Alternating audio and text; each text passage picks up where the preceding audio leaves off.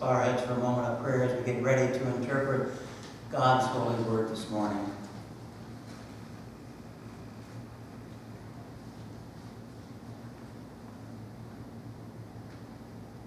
Dear God, we do thank you for the beauty of summer with its warmth and growth and the flowers and all the things that you give to us that remind us of your creation. And we ask you to bless us as we come today to this time and this place to hear your word, to interpret it and find relevance for our daily living. We pray that the words of my mouth and meditations of all the hearts present here will be acceptable in thy sight. O Lord, our rock and our redeemer. Amen.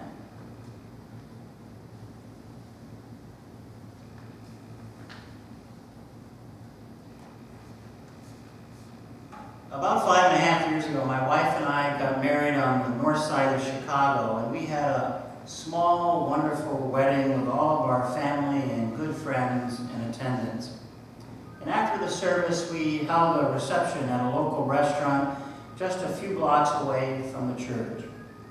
And as we walked in the door, we were greeted with applause, and we quickly made our way to our table and sat down next to my parents, my friend who had officiated the wedding, the maid of honor, the best man, and their significant others. Well, we were settling into our seats and we were eating our salads when my wife Vicki leaned over to me and she whispered, "Who's that couple?" She motioned toward this young couple that was seated at the table directly across from us. And it was clear from their appearance that they did not fit in. Neither of them were dressed for the occasion. It looked like they made this last-minute decision to attend. And I just couldn't place who they were. The thin young man was dressed in dark jeans and a casual shirt, a black leather vest, and a matching leather hat. His long, straggly hair, brown, billowed from beneath the hat down to his shoulders.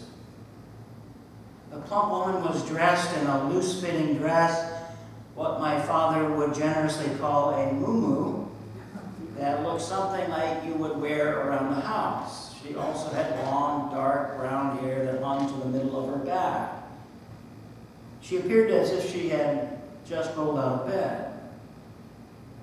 And I couldn't place them, and I focused on them for a little bit, and after looking them over, I told Vicki, I just don't know who they are. I was racking my brain trying to discern their identity when I noticed that they were sitting right next to some very dear, good friends of mine. And suddenly, I made that connection. The young woman was the daughter of my next-door neighbors in Minnesota, and the young man was her husband. And I knew them, but not very well. Shortly after I had arrived, they had gotten married, they moved to Kansas City, and so we were acquaintances, and we hadn't invited them to either the marriage or the reception. Later, I was talking with the young woman's father and discovered that the couple had decided to visit their family while we were up for the wedding. And since Chicago was about halfway between their home in Minnesota and Kansas City, the father took the liberty of inviting them to the reception. So my good friend said, "I hope you don't mind." What could I say? I thought of that couple as I read our gospel lesson this week, which centers around someone who crashed the dinner party where Jesus was an honored guest. Simon the Pharisee, who was an expert in the Hebrew law, had invited Jesus, this now famous rabbi who had been developing quite a following, to his home for supper. We don't know whether they were going to discuss the intricacies of the law, or maybe Simon wanted just to learn a little bit more about Jesus. Well, whatever the reason for Simon's invitation, it's clear that what happened was not what the lawyer expected. When they are seated around the table, a woman enters Simon's house. She has no invitation, not written or verbal. She's not on the A list. She's not on the B list. She's not on the standby list. In fact, the only this that she would qualify for is either the sinner list or the do not allow to enter for any reason enter list. She's not an associate or a friend or a relative of Simon or Jesus. And yet she enters the dining room, she stands behind Jesus, and she begins to weep. She bathes Jesus' feet with her tears and dries them with her hair. She kisses his feet and anoints his feet with oil that she has brought with her. It's a beautiful, tender, intimate act of love and devotion, but Simon doesn't see it that way.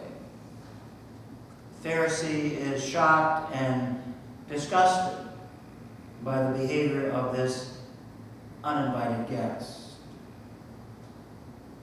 What on earth is Jesus doing? Simon says to himself. Doesn't he understand what kind of woman who this is who is touching him? She's a sinner. She's an uninvited guest. And then, as if reading his mind, Jesus responds, Simon, I have something to say to you. Now let me tell you, if you have a dream tonight or any night, and Jesus appears to you and says, I have something to say to you, be careful if you say, Jesus, speak, because Jesus is going to speak his mind. So here Jesus, the guest of honor, tells the Pharisee a story illustrating the power of forgiveness.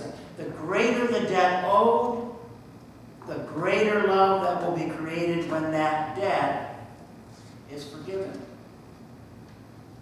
And then Jesus reveals something about Simon and the debt that he owes. His own sin. His failure to make Jesus feel welcome. Simon failed, for instance, to provide water for Jesus' feet, something a good host would always do for someone back then who traveled along the dusty roads in their sandals or barefoot. It was expected. It was the least you could do for your guests. If someone came to your home from a long journey, what is one of the first things you do when they come in the house? You say, would you like to use the bathroom? Would you like to freshen up before dinner? Simon failed to do that. He failed to provide that water, this basic ingredient of hospitality, and yet now it was the uninvited guest who played the role of host. There wasn't any water, it didn't matter. She used her tears to bathe Jesus' feet. She made him feel welcome. Now, Jesus' time, the standard etiquette when you had a guest come to your house was to kiss your guests when they arrived. Now, we do that with some of our family, but people that normally just come to our house for dinner, we probably don't kiss them. But back then it showed that you cared, that you valued them. And so Simon ignored this basic gesture of hospitality. He didn't kiss Jesus upon his arrival. He didn't make him feel welcome. Let's say you have somebody again come to your house and you invite them in, they're going to come for supper, and maybe you're just acquaintances, but you don't even reach out with your hand. You don't welcome them with a hug. You don't make them feel welcome. The woman was the one who provided hospitality. She not only kissed Jesus, she kissed his feet. She was overwhelmed to be in his presence. The uninvited guest played the role of host. She made Jesus feel welcome. Simon also failed to provide oil to anoint Jesus' body. Different fragrant oils were used profusely in Palestine back then. It was customary to provide oil for your guests to refresh themselves. Now these oils were kind of like olive oil, and it was mixed with a combination of, listen to some of these things that you put in it. Cinnamon, or cedar, or honey, or hyssop, pomegranates, lilies, roses, saffron. You can imagine this sweet-smelling fragrance filling the entire room where they were gathered. It was the uninvited guest who played the role of host. She anointed Jesus' feet with this perfumed oil to soothe his skin. She made him feel welcome. See, Simon received a very different lesson that day from Jesus than what he probably expected. Instead of discussing all the intricacies of the law, Jesus reminded Simon of the law above all others, the law of love. God calls us to love and to be mindful that sometimes our prejudices, our judgments of others, blind us to the nature of their true character. Simon learned the hard way that the outsider, the uninvited guest, can sometimes be the one who teaches us important lessons about grace and about forgiveness and about love. A couple of years ago, a reporter with the New York Times wrote a book in which he chronicles the life of Rais Bhuiyan and Mark Stroman, showing how their lives intersected in tragedy shortly after 9/11. On September 21st in 2001, 10 days after the worst attack on America since World War II, Rais Bhuiyan, a Bangladeshi immigrant, was working at the register in a Dallas mini-mart surrounded by tire shops and strip joints. Back home, Rais was a big man, an Air Force officer, but he dreamed of this fresh start in America. He was briefly working in this mini-mart to save up for IT classes and his wedding, which was scheduled in 2 months. Mark Stroman, a pale, tattooed man, entered the store and asked Rais, "Where are you from?" And Stroman was holding a shotgun, and Rais knew the drill. He put the cash from the register on the counter, but this time the man didn't touch the money. "Where are you from?" he asked again. "Excuse me," Rais answered, his accent betraying him. And then the tattooed man, a self-styled American vigilante, shot Rais in revenge for 9/11. And Rais suddenly felt millions of bees stinging his face. In fact, it was dozens of scalding birdshot pellets puncturing his head and his face.